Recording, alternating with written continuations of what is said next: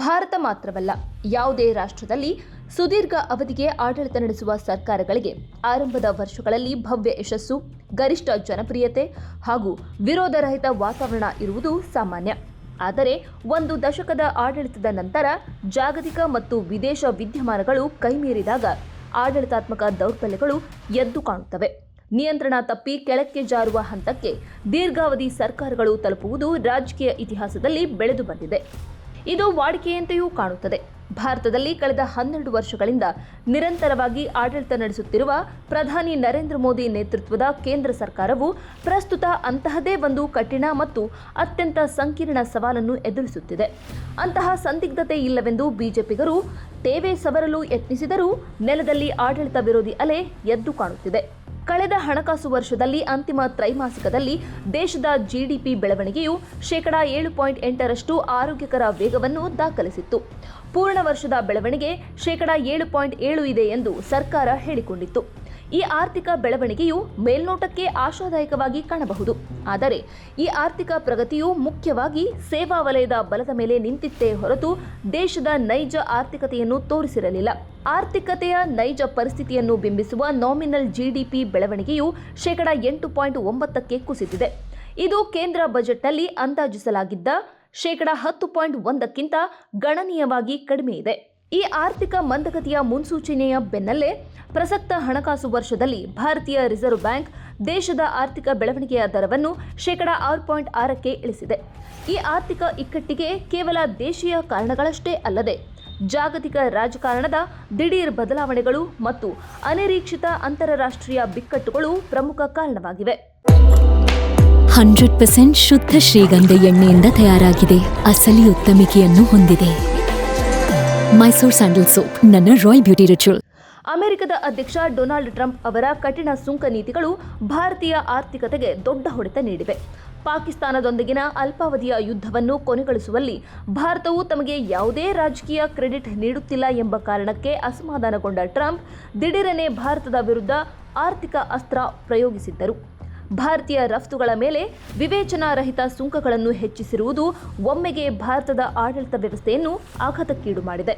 ಇದರ ಬೆನ್ನಲ್ಲೇ ಜಗತ್ತನ್ನು ಆವರಿಸಿರುವ ಅಮೆರಿಕ, ಇಸ್ರೇಲ್ ಮತ್ತು ಇರಾನ್ ನಡುವಿನ ಮಧ್ಯಪ್ರಾಚ್ಯ ಯುದ್ಧವು ಜಾಗತಿಕ ಇಂಧನ ಮಾರುಕಟ್ಟೆಯನ್ನು ಸಂಪೂರ್ಣವಾಗಿ ಅಸ್ತವ್ಯಸ್ತಗೊಳಿಸಿದೆ. ತೈಲ ಮತ್ತು ನೈಸರ್ಗಿಕ ಅನಿಲದ ಪೂರೈಕೆಯಲ್ಲಿ ಉಂಟಾಗಿರುವ ತೀವ್ರ ಕೊರತೆಯು ಭಾರತದಂತಹ ಇಂಧನ ಆಮದು ಅವಲಂಬಿತ ದೇಶದ ಬೆನ್ನುಮೂಳೆಗೆ ಪೆಟ್ಟು ನೀಡಿದೆ. ಈ ಜಾಗತಿಕ ಇಂಧನ ಬಿಕ್ಕಟ್ಟು ಮತ್ತು ಟ್ರಂಪ್ ಸುಂಕಗಳ ಜಂಟಿ ಪರಿಣಾಮವಾಗಿ ಭಾರತೀಯ ಷೇರು ಮಾರುಕಟ್ಟೆಯಿಂದ ವಿದೇಶಿ ಬಂಡವಾಳವು ಭಾರೀ ಪ್ರಮಾಣದಲ್ಲಿ ಹೊರಹೋಗುತ್ತಿದೆ. ಕಳೆದ ಕೆಲವು ತಿಂಗಳುಗಳಲ್ಲಿ ಸುಮಾರು $25 ಶತಕೋಟಿ ಮೊತ್ತದ ವಿದೇಶಿ ಹೂಡಿಕೆಯು ಭಾರತದಿಂದ ವಾಪಸ್ ಹೋಗಿದೆ. ಇದು ಭಾರತೀಯ ರೂಪಾಯಿ ಮೌಲ್ಯವನ್ನು ತೀವ್ರವಾಗಿ ಕುಸಿಯುವಂತೆ ಮಾಡಿದೆ. ಅಮೆರಿಕನ್ ಡಾಲರ್ ಎದುರು ರೂಪಾಯಿ ಮೌಲ್ಯವು %10ಕ್ಕಿಂತಲೂ ಹೆಚ್ಚು ಅಪಮೌಲ್ಯಗೊಂಡಿದೆ. ಇದನ್ನು ನಿಯಂತ್ರಿಸಲು ಮತ್ತು ಮಾರುಕಟ್ಟೆಯ ಅಸ್ಥಿರತೆಯನ್ನು ತಡೆಯಲು ರಿಸರ್ವ್ ಬ್ಯಾಂಕ್ ಹರಸಾಹಸ ಪಡುತ್ತಿದೆ. ಈ ಪರಿಸ್ಥಿತಿಯು 1990ರ ಭೀಕರ ಆರ್ಥಿಕ ಬಿಕ್ಕಟ್ಟು ಮತ್ತು 2013ರ ಆರ್ಥಿಕ ಮಂದಗತಿಯ ದಿನಗಳನ್ನು ನೆನಪಿಸುವಂತಿದೆ. ಗಮನಾರ್ಹವಾಗಿ ವಿದೇಶಿ ಹೂಡಿಕೆಯನ್ನು ಆಕರ್ಷಿಸಲು ಸರ್ಕಾರವು ವಿದೇಶಿ ಬಂಡವಾಳದ ಮೇಲಿನ ನಿಯಮಗಳನ್ನು ಸಡಿಲಗೊಳಿಸುತ್ತಿರುವುದು ಮತ್ತು ವಿನಾಯಿತಿಗಳನ್ನು ನೀಡುತ್ತಿರುವುದು ಈ ಇಕ್ಕಟ್ಟಿನ ಸ್ಥಿತಿಗೆ ಸಾಕ್ಷಿಯಾಗಿದೆ. ದೇಶದ ಒಳಗೆ ಇಷ್ಟೆಲ್ಲ ಆರ್ಥಿಕ ಯಾತನೆಗಳು ಇರುವಾಗಲೇ ಪ್ರಕೃತಿಯೂ ಸಹ ಸರ್ಕಾರಕ್ಕೆ ಸಾಥ್ ನೀಡುತ್ತಿಲ್ಲ. ಈ ವರ್ಷದ ಮುಂಗಾರು ಮಾರುತಗಳು ದುರ್ಬಲವಾಗಿರುವ ಮುನ್ಸೂಚನೆ ಇದೆ. ಜೊತೆಗೆ ಎಲ್ ನೀನೋ ಪ್ರಭಾವ ತೀವ್ರಗೊಳ್ಳುತ್ತಿದೆ. ಈ ಹವಾಮಾನ ವೈಪರೀತ್ಯವು ಗ್ರಾಮೀಣ ಆರ್ಥಿಕತೆಯ ಮೇಲೆ ಜ್ವಾಲಾಮುಖಿಯಂತೆ ಪರಿಣಮಿಸಿದೆ.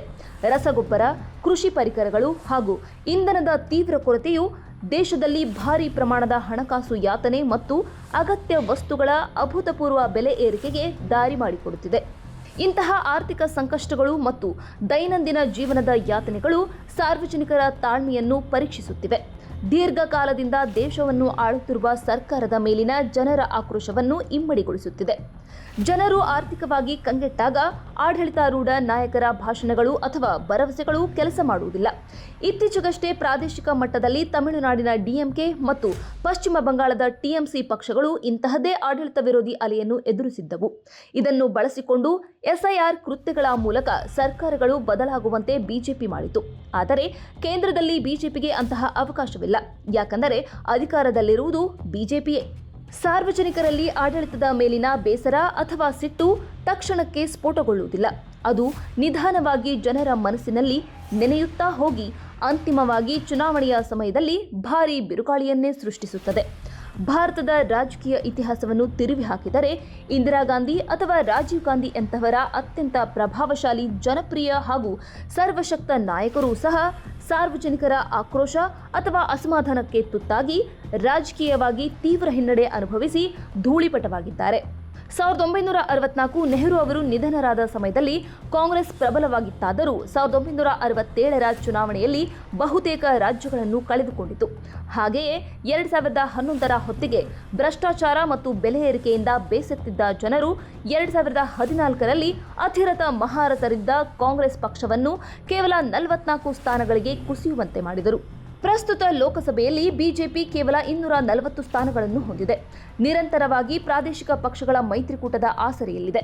ಈ ಬಿಜೆಪಿಗೆ ಮುಂಬರುವ ದಿನಗಳಲ್ಲಿ ಜನಸಾಮಾನ್ಯರ ಆರ್ಥಿಕ ನೋವು ದೊಡ್ಡ ಸವಾಲಾಗಲಿದೆ. ವಿರೋಧ ಪಕ್ಷಗಳು ಪ್ರಬಲವಾಗಿಲ್ಲವೆಂದೋ, ದೇಶದಲ್ಲಿ ತಮಗೆ ಸದ್ಯಕ್ಕೆ ಪರ್ಯಾಯ ಇಲ್ಲ ಎಂದೋ, ಅಥವಾ ಸಾಂಪ್ರದಾಯಿಕ ಹಿಂದುತ್ವದ ಮತಬ್ಯಾಂಕ್ ಇದೆ ಎಂದು ಅತಿಯಾದ ಆತ್ಮವಿಶ್ವಾಸ ಹೊಂದಿರುವ ಮೋದಿ ಮತ್ತು ಅವರ ಪಕ್ಷಕ್ಕೆ ಸ್ವಯಂ ಘೋಷಿತ ಅಪಾಯವನ್ನು ತಂದೊಡ್ಡುತ್ತದೆ.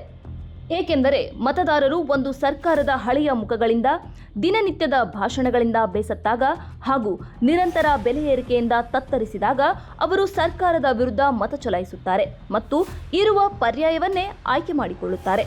ಸಾರ್ವಜನಿಕರಲ್ಲಿ ಈ ಅತೃಪ್ತಿ ಮತ್ತು ಆಕ್ರೋಶವೇ ಹೊಸ ರಾಜಕೀಯ ಶಕ್ತಿಗಳ ಉದಯಕ್ಕೂ ಕಾರಣವಾಗುತ್ತದೆ. ಪ್ರಸ್ತುತ ರಾಜಕೀಯ ರಂಗದಲ್ಲಿ ರಾಷ್ಟ್ರಮಟ್ಟಕ್ಕೆ ಬೆಳೆಯಲು ಯತ್ನಿಸುತ್ತಿರುವ ಆಮ್ ಆದ್ಮಿ ಪಾರ್ಟಿ ಅಥವಾ ದಕ್ಷಿಣದಲ್ಲಿ ತಮಿಳುನಾಡಿನ ರಾಜಕಾರಣದಲ್ಲಿ ಹೊಸ ಸಂಚಲನ ಸೃಷ್ಟಿಸುತ್ತಿರುವ ನಟ ವಿಜಯ್ ಅವರ ಟಿವಿಕೆಯಂತಹ ಹೊಸ ಶಕ್ತಿಗಳು ಇಂತಹ ಅತೃಪ್ತ ಮತದಾರರಿಗೆ ಸುಲಭ ಪರ್ಯಾಯವಾಗಿ ಕಾಣಸಿಗುತ್ತವೆ. 12 ವರ್ಷಗಳ ಸುದೀರ್ಘ ಆಡಳಿತದ ನಂತರ ಮೋದಿ ಸರ್ಕಾರವು ಸಾರ್ವಜನಿಕ ವಲಯದಲ್ಲಿ ಒಂದು ರೀತಿಯ ಬಳಲಿಕೆ, ನವೀನತೆಯ ಕೊರತೆ ಹಾಗೂ ನಿರಾಸಕ್ತಿಯನ್ನು ಎದುರಿಸುತ್ತಿದೆ. ಇದು ಸ್ಪಷ್ಟವಾಗಿ ಗೋಚರಿಸುತ್ತಿದೆ. ಆಡಳಿತದ ಕೊನೆಯ ಹಂತದಲ್ಲಿ ಸಚಿವರು ಮತ್ತು ಅಧಿಕಾರಿಗಳಲ್ಲೇ ಒಂದು ರೀತಿಯ ಆಯಾಸ ಕಾಣಿಸಿಕೊಳ್ಳುತ್ತದೆ. ಇದು ದೇಶದ ಪ್ರಗತಿಯ ವೇಗವನ್ನು ಕುಂಠಿತಗೊಳಿಸುತ್ತದೆ. ಮುಂಬರುವ ದಿನಗಳಲ್ಲಿ ಹಣದುಬ್ಬರ, ಜಾಗತಿಕ ಇಂಧನ ಬಿಕ್ಕಟ್ಟು, ಅಮೆರಿಕದ ಆರ್ಥಿಕ ನಿರ್ಬಂಧಗಳು ಹಾಗೂ ಮುಂಗಾರು ವೈಫಲ್ಯದಂತಹ ಗಂಭೀರ ಸವಾಲುಗಳು ಸರ್ಕಾರದ ಮುಂದಿವೆ. ಈ ಬಿಕ್ಕಟ್ಟುಗಳನ್ನು ಸರ್ಕಾರವು ಅತ್ಯಂತ ಸೂಕ್ಷ್ಮ ಹಾಗೂ ಕಟು ವಾಸ್ತವ ಆಧಾರಿತ ಜನಪರ ನೀತಿಗಳ ಮೂಲಕ ನಿಭಾಯಿಸಬೇಕು. ಇಲ್ಲದಿದ್ದರೆ ಜನಸಾಮಾನ್ಯರು ಬದಲಾವಣೆಯನ್ನು ಬಯಸಿ ಪರ್ಯಾಯ ರಾಜಕೀಯ ಶಕ್ತಿಗಳಿಗೆ ಮಣೆ ಹಾಕುವುದು ಅನಿವಾರ್ಯವಾಗಲಿದೆ. ಆರ್ಥಿಕ ಯಾತನೆ ಮಿತಿ ಮೀರಿದಾಗ ಮತದಾರರು ಹಳೆಯ ಮೈತ್ರಿಗಳನ್ನು ಮುರಿದು ಹೊಸ ಪ್ರಯೋಗಗಳಿಗೆ ಕೈ ಹಾಕುತ್ತಾರೆ. ಈ ಎಲ್ಲ ಲಕ್ಷಣಗಳು ಪ್ರಧಾನಿ ನರೇಂದ್ರ ಮೋದಿಯವರ ಮುಂದಿನ ಆಡಳಿತಾವಧಿಗೆ ನಿಜಕ್ಕೂ ಅತ್ಯಂತ ಕಠಿಣ ಮತ್ತು ಕೆಟ್ಟ ದಿನಗಳನ್ನು ಎದುರಾಗಲಿವೆ ಎಂಬ ಕಹಿ ರಾಜಕೀಯ ಸತ್ಯವನ್ನು ಸಾರುತ್ತಿವೆ. ಮತ್ತಷ್ಟು ವಿಶೇಷ ವಿಡಿಯೋಗಳನ್ನು ನೋಡಲು ಮತ್ತು ಹೊಸ ವಿಡಿಯೋಗಳ ಬಗ್ಗೆ ತಿಳಿಯಲು ಈ ದಿನ .com ಯೂಟ್ಯೂಬ್ ಚಾನೆಲ್ ಸಬ್ಸ್ಕ್ರೈಬ್ ಮಾಡಿ ಮತ್ತು ಬೆಲ್ ಐಕಾನ್ ಕ್ಲಿಕ್ ಮಾಡಿ.